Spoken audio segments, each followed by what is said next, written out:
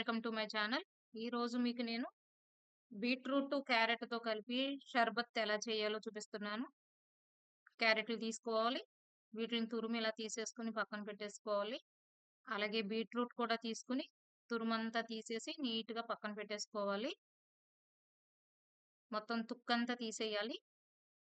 తర్వాత ఇప్పుడు క్యారెట్‌ని, బీట్రూట్‌ని, ఆమ్లాని అంటే పెద్ద ఉసిరికాయలు తీసుకొని వాటన్నిటిని కూడా ఇలాగే గ్రేట్ చేసేసుకోవాలి. తురుము తీసేసుకోవాలి.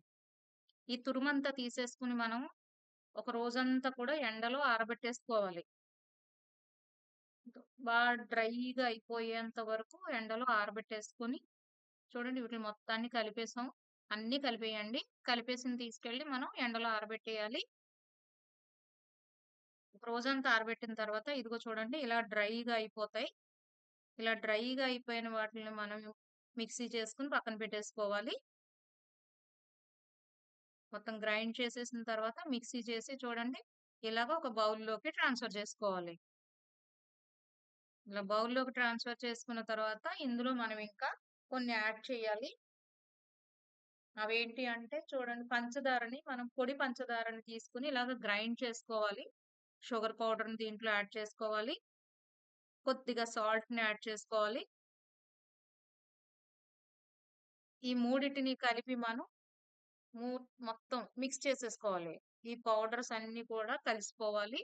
పంచదార, ఉప్పు, మనం గ్రైండ్ చేసి పెట్టుకున్న బీట్రూట్ పౌడర్ ఈ మూడిటిని కలిపి మనం మిక్సీ చేసుకున్న దాన్ని నీట్‌గా ఇలా మిక్స్ చేసేసుకోవాలి.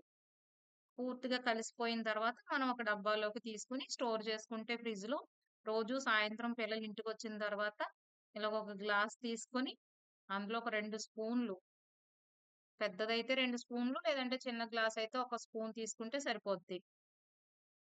ఇలా వీటిని తీసుకున్న తర్వాత ఈ 2 స్పూన్లుకి కూలింగ్ వాటర్ గాని లేదా ఐస్ క్యూబ్స్ వేసుకొని వాటర్ పోసుకొని గాని కలిపేసుకోవాలి. చూడండి బీట్రూట్, ఆమ్లా, క్యారెట్‌తో కలిపిన ఒక షర్బత్ రెడీ అయిపోయింది. దీన్ని మీరు వడగట్టుకొని తాగొచ్చు. లేదా ఇలా డైరెక్ట్ గానే తాగేయొచ్చు. ఇందులో ఇంకే విధమైనవి కలపక్కర్లేదు. చక్కగా చూడండి మొత్తం అంతా షర్బత్ అనేది ఎలా రెడీ అయిపోయిందో.